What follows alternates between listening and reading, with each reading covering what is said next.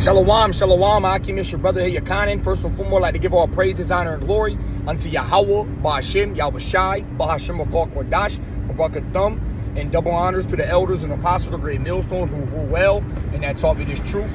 All right, salutations out there to the hopeful elect. All right, keep pushing this rock, keep preaching this gospel. All right, stay locked in, stay in the faith. All right, shalom to you and your families scattered across the four corners of the earth.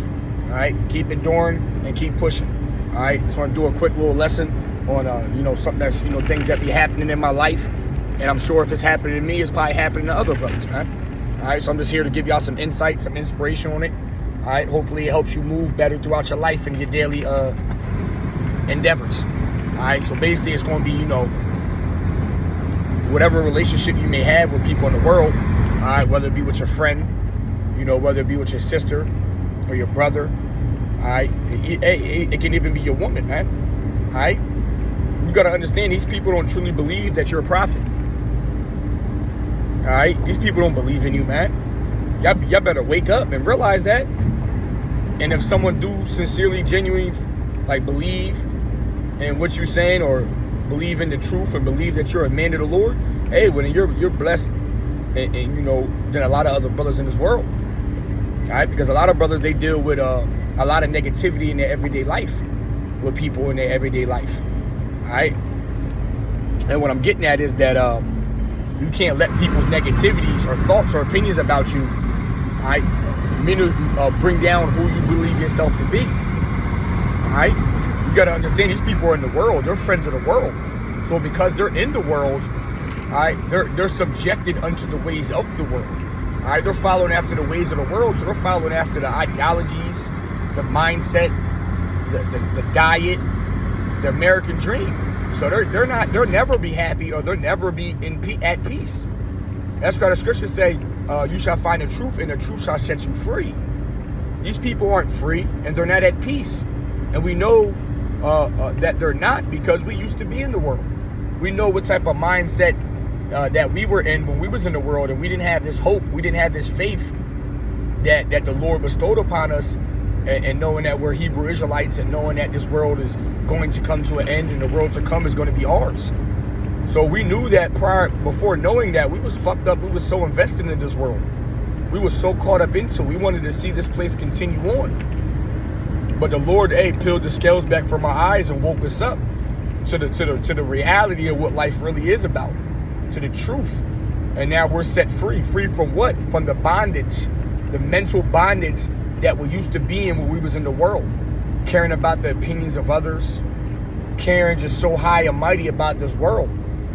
And about what people thought of us instead about what the Lord thought of us. Trying so much to do what the people require of us, but neglecting what Yahweh Ba'ashem Yahushai requires of us. Okay? So whether you got a girl that, doubts you that you're a man of the Lord, or thinks you're a man in the world, or, hey, don't let that break you, brothers. All right? Hey, every idle word they say, they shall take account thereof. If that's your woman and she's talking to you like that, hey, in that day of trouble, in that day of calamity, in that day of Isaiah 4:1, in that day of Jacob's trouble, Jeremiah 30:3, hey, let's see if she still got that same energy. All right, let's see if she still believes you aren't a man of the Lord when all these other women are running towards you for their protection, for their covering. All right?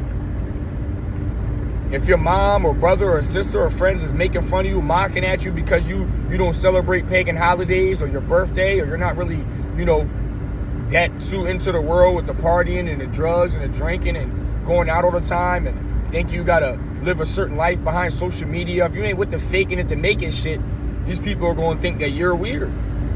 But really, they're the ones that weird. They're the ones that aren't at peace. They're the ones that truly don't have the truth, that don't have the zeal, that don't have the hope, that don't have the faith.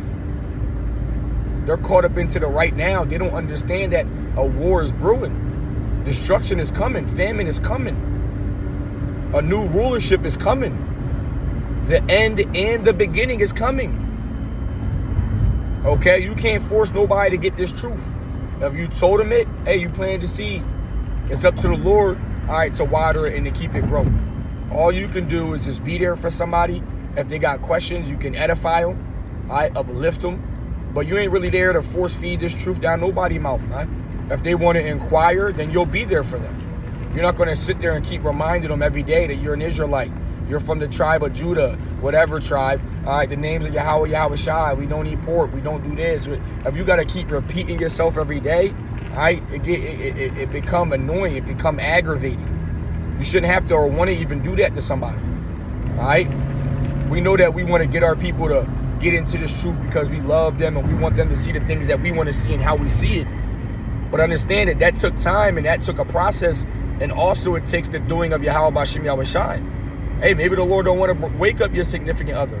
Maybe the Lord don't want to wake up your brother, your mom, your uncle, your cousin, your sister, your brother, your best friend. Maybe the Lord don't want to.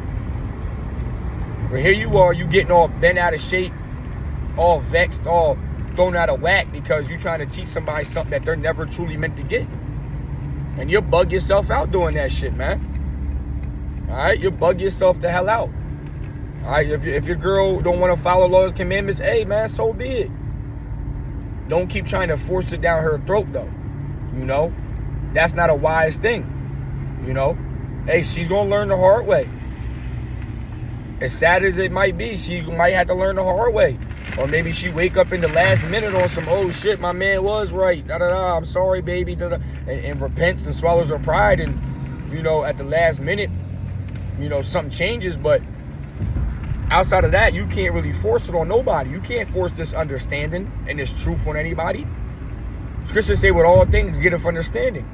If they can't even understand the simplest things, there's no point of advancing to the more advanced things to understand. If they don't understand that there will always be a higher level between a man and a woman, there will always be a double standard, not only in the world, but also in the word. If they don't understand the difference of equality between a man and a woman, that's a low level of understanding. There's no way they can understand the mysteries of the kingdom that we speak about. So there's no point in even trying to break down that we're going to have 1,000 wives in the kingdom and how we're going to do all. There's no point in understanding that, because she can't get past that she's not equal to a man. She can't understand that a man is higher than her. Then she'll never be able to understand that a man's going to have 1,000+ wives in the kingdom. You're going to have to share a man with other women. There's no point in continuing breaking down things, guys, if it just ends up into heated arguments, into disputes, into disrespect. Okay? Save yourself energy, save yourself stress, save yourself time by just agree to disagree. That's what I've been learning, man. Agree to disagree. Let these people have it, man. You don't always got to feel like you're right. Just let them have it. They got it. You got it. All right. We're wrong and y'all are right. Okay. Let's leave it at that. All right. And then when reality comes, when the truth comes, we'll see who was right. I believe that I know the truth, that the God of the Bible is Yahweh, Yahweh Shai, and he's coming back for the Israelites, the elect, the men first and foremost. Okay? I believe in that.